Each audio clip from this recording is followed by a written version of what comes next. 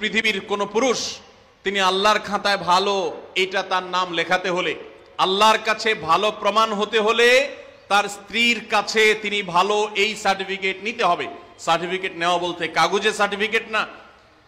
যে ব্যক্তি তার আচার আচরণ দ্বারা, তার কর্মকাণ্ড দ্বারায়, তার উত্তম ব্যবহার দ্বারায়, তার সুন্দর আখলাক দ্বারায় তার স্ত্রীকে এতটা সন্তুষ্ট করতে পেরেছে যে স্ত্রী মন থেকে তার স্বামীকে ভালো মানুষ হিসেবে জানে, এই সার্টিফিকেট, এই সাক্ষ্য স্ত্রীর কাছ থেকে এই মূল্যায়ন পাওয়ার আগ পর্যন্ত মানুষ আল্লাহর কাছে শ্রেষ্ঠ হয় না। নবী সাল্লাল্লাহু আলাইহি সাল্লাম এই ঐতিহাসিক বাণীর মাধ্যমে নারী জাতিকে কোন মর্যাদা আসীন করেছে চিন্তা করুন। আমাদের দেশের চারিত্রিক সনদপত্র বিভিন্ন জনপ্রতিনিধিগণ ইস্যু করে থাকেন, মেম্বার, চেয়ারম্যান, কমিশনাররা দিয়ে থাকেন। এর ফলে তাদের একটা মর্যাদা বোঝা যায় যে তারা সাধারণ নাগরিকের, সাধারণ মানুষের, সর্বস্তরের মানুষের চারিত্রিক সনদপত্র ইস্যু করে থাকে। সমস্ত পুরুষদের চারিত্রিক সনদপত্র ইস্যু করার অধিকার নারীদের হাতে দিয়েছেন, স্ত্রীদের হাতে দিয়েছেন। স্ত্রী যদি বলে যে আমার স্বামী, তার আচার আচরণ, ব্যবহার, তার কর্মকাণ্ড সবকিছু মিলিয়ে তিনি একজন ভালো মানুষ, এটি আমি বলতে পারি, এটা যদি মন থেকে কোনো নারী তার স্বামী সম্পর্কে সাক্ষ্য দেন, তাহলে আল্লাহর কাছে তিনি অত্যন্ত মর্যাদাবান মানুষ হিসেবে প্রমাণিত হন। সম্মানিত উপস্থিতি, এখান থেকে মায়ের জাতি, নারী জাতির প্রতি ইসলাম যে মর্যাদা দিয়েছে সেটা দিনের আলোর মতো পরিষ্কার হয়ে যায়।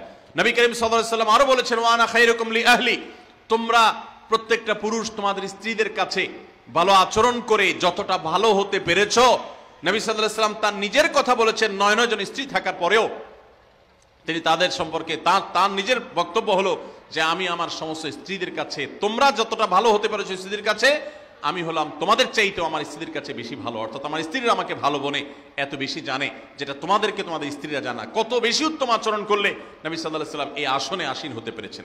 ভাইরা আমার, কতটা আস্থা থাকলে এইভাবে বলা যায়। তো এখান থেকে নারী জাতির মর্যাদা পরিষ্কারভাবে বোঝা যায় যে পুরুষদের শ্রেষ্ঠত্ব এবং তাদের মর্যাদা, তাদের মূল্যায়ন, এটা আল্লাহ তাআলা নারীদের উপরে ন্যস্ত করেছেন।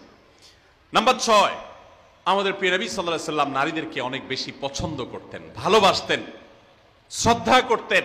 এর মানে হলো, আপনারা জানেন, মা এবং বাবা উভয়ের মর্যাদা বর্ণনা করতে গিয়ে নবী সাল্লাল্লাহু আলাইহি সাল্লাম কার মর্যাদা বেশি বর্ণনা করেছেন, বাবার না মায়ের? মায়ের। তাহলে এখানে নারীকে নবী সাল্লাল্লাহু আলাইহি সাল্লাম অগ্রাধিকার দিয়েছেন। এবং নবী সাল্লাল্লাহু আলাইহি সাল্লামের কাছে যখন সাহাবী জিজ্ঞাসা করেছেন, ইয়া রাসূলুল্লাহ আবাররু মান, আমি কার সাথে বেশি সদাচরণ করব?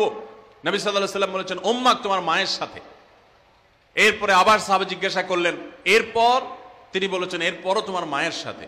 এরপর জিজ্ঞাসা করলেন আবারও সাহাবী, বুঝলাম, এরপর কার সাথে করব? নবী সাল্লাল্লাহু আলাইহি সাল্লাম বলেন, এবারও বলেন তোমার মায়ের সাথে। তারপর যখন সাহাবী জিজ্ঞাসা করলেন চতুর্থবার, তখন বললেন তোমার বাবার সাথে।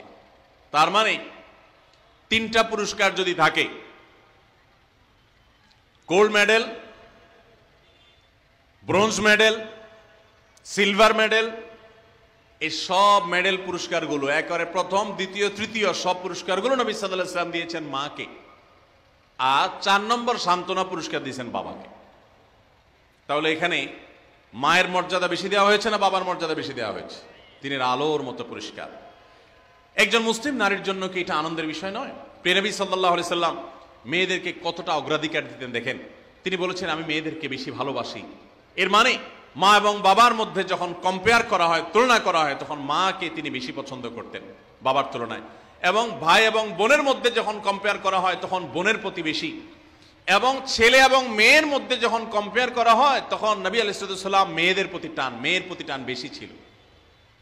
এই ছিল নবী সাল্লাল্লাহু আলাইহি সাল্লামের মেয়ে জাতির প্রতি, নারী জাতির প্রতি, মাতৃজাতির প্রতি তার মহানুভবতা, তার ভালোবাসা, তার আন্তরিকতা, তার স্নেহ মমতা। তাদেরকে এতটা শ্রদ্ধা তিনি করতেন, এতটা সম্মান তিনি করতেন। আমরা অনেক পুরুষ আছি, আমাদের মা বোনদেরকে তুচ্ছতাচ্ছিল্য করে কথা বলি, তাদেরকে অপমান করে কথা বলি। আমাদের আল্লাহকে ভয় করা উচিত।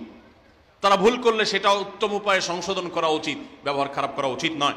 যাই হোক, তাহলে 6 নম্বরে আমরা জানলাম যে মাতৃজাতির আনন্দের বিষয় হলো, নারী জাতির আনন্দের বিষয় হলো, মুসলিম নারীর আনন্দের বিষয় হলো, তার মর্যাদার বিষয় হলো যে নবী সাল্লাল্লাহু আলাইহি সাল্লাম তাদেরকে ভালোবাসতেন। পুরুষদের তুলনায় সবসময় নারীদেরকে তিনি অগ্রাধিকার দিতেন, বেশি পছন্দ করতেন, ভালোবাসতেন।